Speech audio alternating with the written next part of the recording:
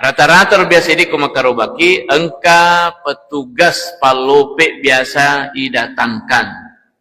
Bantu ki. Tapi hati-hati ki di sini.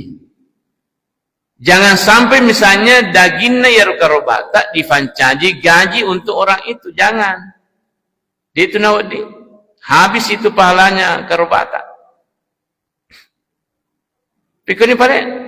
Maka pas sadiangannya ongkosok khusus, biaya operasional, ia naro ipake matu, paringi gaji ya ro, untuk bantu ki lope ini dan sebagainya.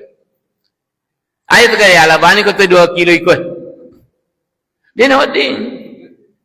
Tapi aku meluki pareto dagi boleh, tapi jangan jadikan sebagai gaji. Ang kato biasa palope alina mo to memang kada dia saja na mereka uli na ba na birulan na mereka. Gaji mo to.